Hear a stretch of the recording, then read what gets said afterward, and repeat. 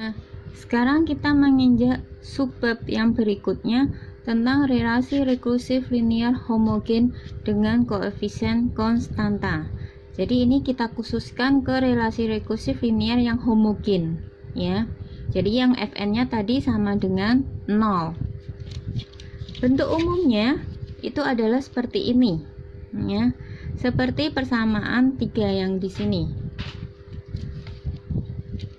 Kemudian di sini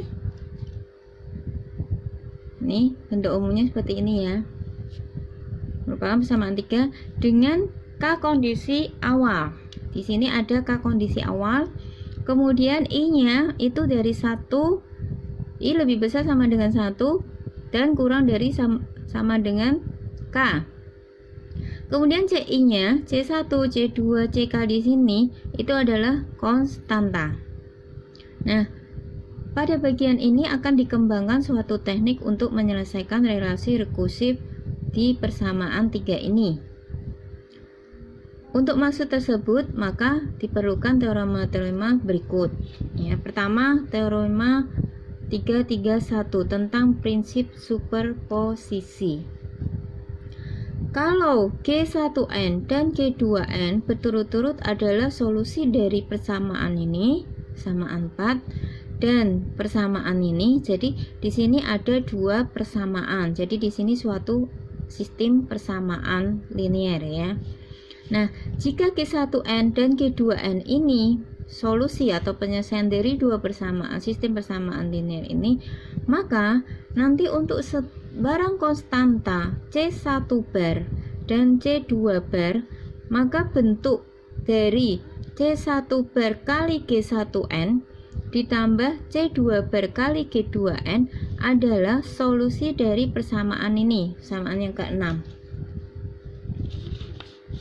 Nah, sebagai akibat dari teorema 331 tadi, maka diperoleh teorema 332.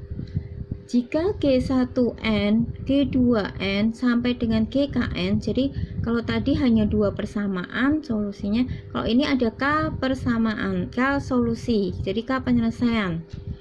Ini K penyelesaian ini merupakan penyelesaian dari persamaan ini 7. Sama untuk barang konstanta, kalau tadi di sini ada G1, G2N, ada C1 bar, C2 bar. Nah, karena di sini G1N sampai GKN, maka di sini konstantanya juga ada K konstanta, yaitu C1 bar, C2 bar sampai dengan CK bar. Maka bentuk C1 bar kali G1N ditambah C2 bar kali G2N ditambah sampai dengan CK bar kali GKN, maka itu merupakan solusi dari persamaan 7. Jadi ini bentuk umumnya gitu ya. Nah, ini tentang pengantar dari relasi rekursif linear homogen dengan koefisien konstanta. Nah, sekarang untuk menyelesaikan relasi rekursif yang ketiga ini, yang ketiga tadi nih, yang ketiga ini ya. Nah, untuk menyelesaikan relasi rekursif bentuk yang ketiga ini, persamaan 3, maka dilakukan langkah-langkah sebagai berikut ya. Jadi langkah-langkah menyelesaikan relasi rekursif dengan metode akar karakteristik. Nah, kita sudah masuk ke metode penyelesaian relasi rekursif. Yang pertama dengan menggunakan metode akar karakteristik. Ada beberapa langkah yang harus kita jalankan untuk menyelesaikan kalau kita menggunakan metode akar karakteristik. Yang pertama, kalau untuk akar yang berbeda ya, jadi nanti beda lagi kalau untuk akar yang sama. Langkah-langkah penyelesaian yang dapat dilakukan adalah, pertama kita misalkan dulu bahwa n-nya sama dengan x pangkat n untuk x tidak sama dengan 0. Kemudian kalau x1, x2, xk itu akar-akar yang berbeda, jadi dari nanti ini pemisahan ini, kemudian nanti ada persamaan karakteristik. Nah, kemudian nanti ada muncullah akar-akar karakteristik. Nah, jika akar-akar karakteristiknya berbeda, maka solusinya itu persamaannya adalah seperti ini. Hn sama dengan C1 X1 pangkat N plus C2 X2 pangkat N plus sampai dengan CK kali X K pangkat N. Jadi disesuaikan. Kalau di sini ada K ke arah akar-akar yang berbeda, maka di sini juga sampai CK. Kalau di sini ada 3, berarti C-nya sampai C3.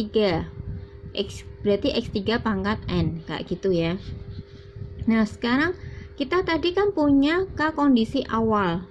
Nah, dari K kondisi awal itu dimasukkan ke persamaan ini, persamaan bintang, maka nanti akan kita dapatkan konstanta-konstantanya, yaitu C1, C2, dan sampai CK. Kemudian setelah kita dapatkan C1, C2, CK, maka kita substitusi lagi ke persamaan bintang.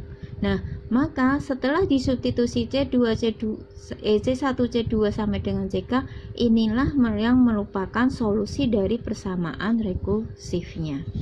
Nah, nanti kita bahas contohnya penyelesaian relasi rekursif dengan metode akar karakteristik di contoh berikutnya, contoh 331.